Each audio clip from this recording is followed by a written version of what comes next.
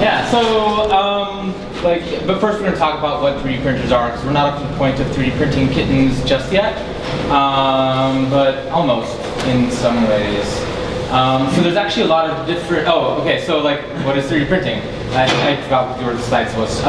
It's an additive technology, which means that you create shapes by adding things on top of each other, like Legos or like clay or like Play-Gos, which is different from a CNC, which carves objects and takes stuff away.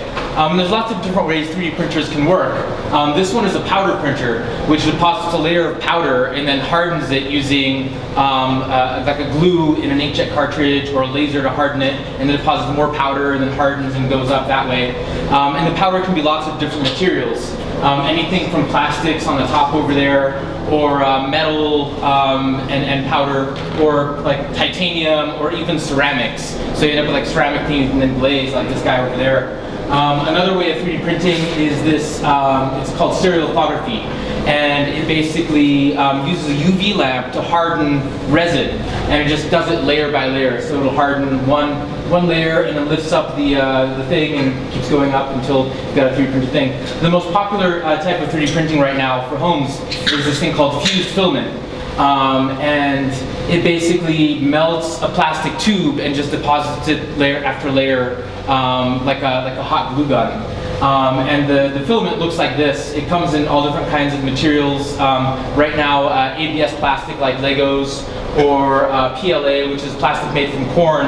You can also get nylon and now even wood, which is like plastic inside of it. And a lot of the fused filament printers on the market right now are based on this project called RepRap, whose goal was to make a printer that can replicate itself. So this printer actually printed all of its own parts here. Then all you have to add is some motors and metal rods from the hardware store to make it work. You can actually get into 3D printing really cheaply right now.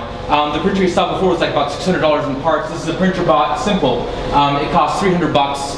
It's a simple kit. You can put it together in about 2 hours. So it's really easy to get started.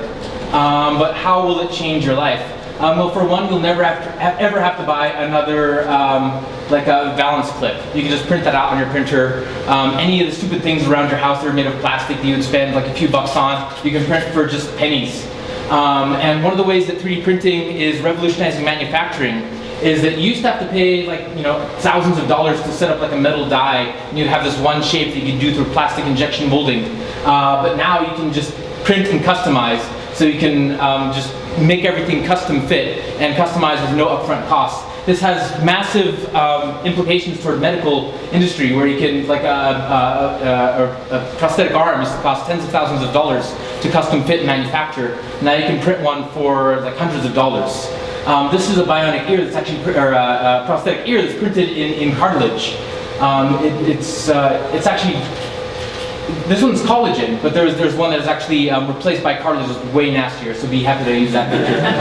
This is 3D printed meat. There's a company called Modern Meadow. They had a TED Talk, and they actually print in cloned muscle fiber tissue and create this meat-like stuff that is actually edible. It's nutritious. It doesn't taste quite right, but you can do it. Other types of food. There's a place in Japan called Fab Cafe that did a Valentine's Day special, and you could go in there and get your face scanned and have it 3D printed, and like give your lover your 3D printed head as Valentine's Day gift. And a few months later, like for a return gift, you could get like a gummy version of yourself 3D printed as well. The space station, ISS, is going to get a 3D printer aboard the space station pretty soon. So they won't have to, next year actually, so they won't have to stock a bunch of replacement parts. All they have to do is get some filament and just print any part they need on demand.